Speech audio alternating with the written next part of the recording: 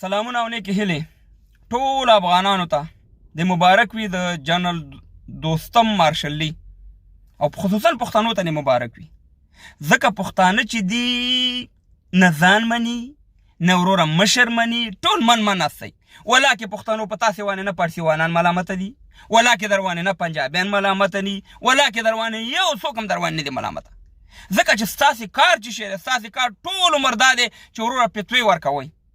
بس دا ګیري والا موږ شیخان کې نه ولیدي، وروره په غازي امان الله خان هم د پښتنو فتوا ورکړه، اداره نه په تاجک ورکړې نه په ازبک ورکړې، په ظاهرشاه باندې همدغه پښتنو فتوا ورکړه د کفر، په داود خان باندې همدغه پښتنو فتوا ورکړه، لاړه د عیسی په غېږ کې کېناسته. په ډاکټر نجیب ته نه اوس په قبر کې نه خلاصېږي، د نورو مزارونه قبرونه جوړېږي افغانانو پښتنو د ریزبانو. زمونږ د ډاکټر نجیب چې د قبر پوښتنه و خالي نوم دې واغستو، همدغه خپله خاین بې غیرته د عیسی بچیان در پسې راپاڅېږي، په تا باندې د کفر فتوې ورکوي. د پارسیوانانو د هزارګانو بچیان تعلیم کوي، زما بچی ورور صاحب مهربانه یا رمې ورته مخکې کړي یا ولا ټوپک لاس کې ورکړي. موږ به ښه ورځ وینو، ولکن نه موږ د سیاست خاوندان شو، ولکن نه موږ د ورور د تعلیم خاوندان شو، ټول عمر به موږ به بدبخته یو، ځکه زمونږ نه په پارسیوانانو کې نه وروره طالب شته، نه وروره نه پکې خلقي شته، نه پرچمي شته، نه اخواني شته، نه مجاهد شته، هغه ټول یو خلک دي. او زمونږ پښتانه چې کیني دا خلقي دی، دا پرچمي دی، دا وروره کمونست دی، او دا مجاهد دی، او دا طالب دی، ټول عمر یو بل سره وخواړه په دې شیانو کې.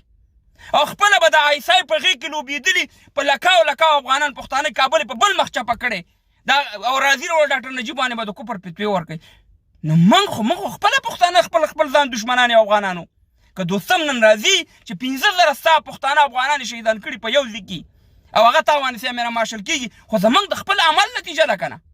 موږ خپله خصۍ نه یو که نه؟ راځئ چې زرداد سره یو ځای شو که نه؟ زرداد راځئ، زرداد خو به خلکو نه یو د لوټه غوړي یا څه شی پیدا کړي، دی خو په زرهاوو پښتانه وجلي، افغانان یې وجلي، دی په روژه مارشل کېږي، زرداد هلته په کور کې ناست دی.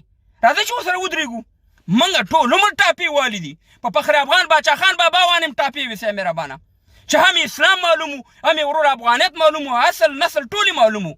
قاضي اعظم په نوم باندې چې نه اصل معلوم و نه اسلام معلوم و، هغه یې درته راوستو صاحب مهربانه، دلته یې راته دا کړو زموږ خپل پښتانه راپاڅېږي، فخر افغان باچا خان بابا ښه وایي هغه هندو دی، او هغه چې قاضي اعظم چې نه اصل او نسل معلوم دی او نه پاکستان آزاد کړی دا دروغ دی. په بله ویډیو کې بیا ته دام ثبوت کومه چې پاکستان بل چا آزاد کړی، هغې پسې وروره فخر افغان باچا خان بابا پسې خبرې کوو. زموږ د پښتنو که دا هلي په هر میدان کې به موږ بیلو، او ډېر شکر دی چې در باندې دغه راغی، ځکه که زه نن د ډاکټر نجیب قبر جوړوم، زما پارسیوان دغه نه کوي، مخالفت نه کوي، همدغه بې غیرته د عیسی په غېږ کې چې لوبېدلي او د هغې په ټوکرو لوی شوي خلک دي، هغه به زما مخالفت کوي چې ته ولې ډاکټر نجیب قبر جوړوې، مګر چې د نور پیم جوړېږي یا د دوستم جوړېږي یا د مزاري جوړېږي، خپل خلک یې جوړوي.